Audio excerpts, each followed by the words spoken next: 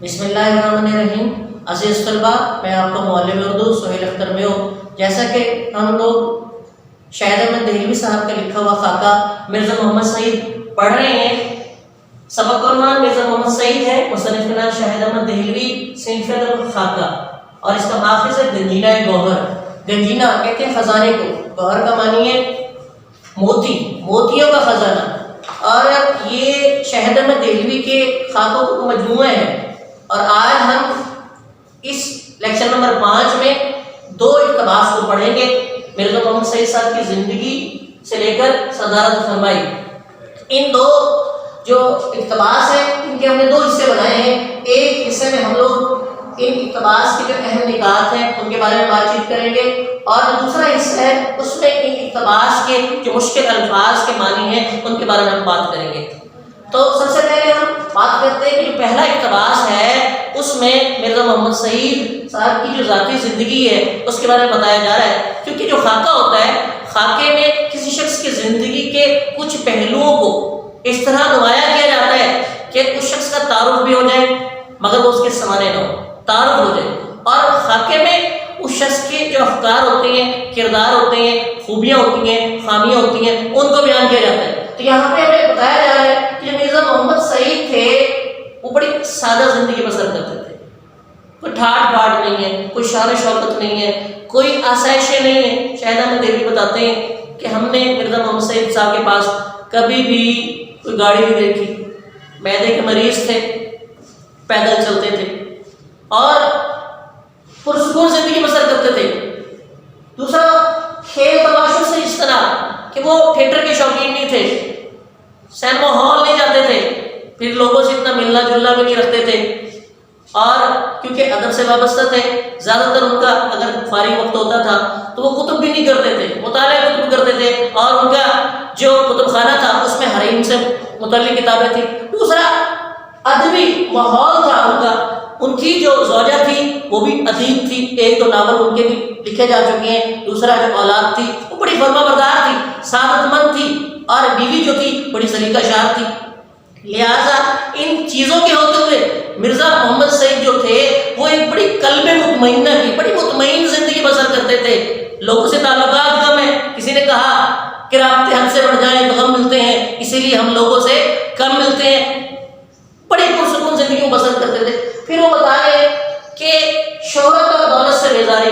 تو یہاں پر شاہد احمد دہلوی صاحب نے اپنا ایک واقعہ بیان کیا ہے۔ یہ ان دنوں کی بات ہے کہ جب شاہد احمد دہلوی ریڈیو پاکستان کراچی سے وابستہ تھے تو ان کا ایک پروگرام ہوتا تھا دانش کدہ کے نام سے۔ اس دانش کدہ میں 4 دانشوروں کو بلایا جاتا تھا، اور جو میر سوالات کا کام تھا، یعنی جو ہوسٹ کا کام تھا، جو میزبان کا کام تھا، وہ شاہد احمد دہلوی کیا کرتے تھے۔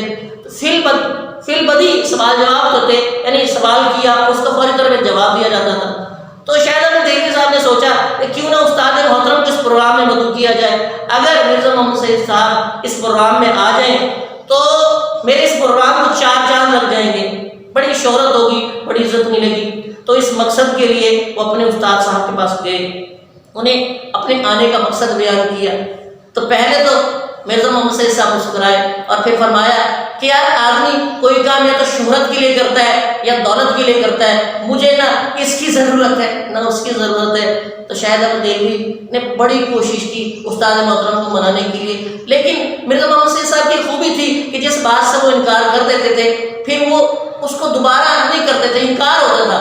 اس کے بعد ہم ایک اہم نقطہ ان کا سیاسی، تعلیمی اور ادبی خدمات۔ قیام پاکستان سے پہلے جب آل انڈیا مسلم لیگ نے زور پکڑا تو انہوں نے بھی سیاست میں حصہ لیا، اور آل انڈیا مسلم لیگ کے صوبائی صدر رہے، اور مسلم لیگ کے جو کونسل تھی اس کے ممبر بھی چنے گئے۔ اس کے علاوہ ادبی خدمات میں اور تعلیمی خدمات میں یہ ہے کہ مرزا محمد سعید نے جب کراچی یونیورسٹی بنی تو اس کے یہ مشیر مقرر ہوئے، اور 1959 میں جو پاکستان کے جو لکھاری ہیں، جو رائٹرز ہیں، ان کی ایک انجمن بنی پاکستان رائٹرز گلڈ، اس کے اجلاس کی جو پہلی صدارت تھی وہ بھی مرزا محمد سعید صاحب نے کی۔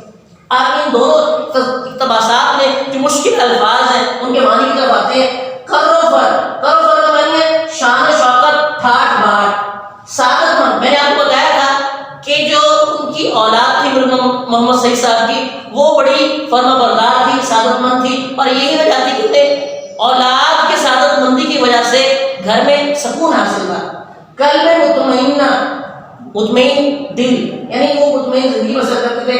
تو یہاں پر وہی بات کہ شاہد احمد دہلوی نے جو پروگرام شروع کیا تھا دانش کدہ، اس میں فی البدی فوری طور پہ جواب دیا جاتا تھا، کوئی سوال اگر کیا جاتا تھا 4 چاند لگنا، کیونکہ شاہد احمد دہلوی کا یہ خیال تھا کہ اگر مرزا محمد سعید صاحب میرے اس پروگرام میں شرکت فرمائیں گے تو میرے پروگرام کو 4 چاند لگ جائیں گے، یعنی میرے پروگرام کی عزت میں اور شہرت میں اضافہ ہو جائے گا۔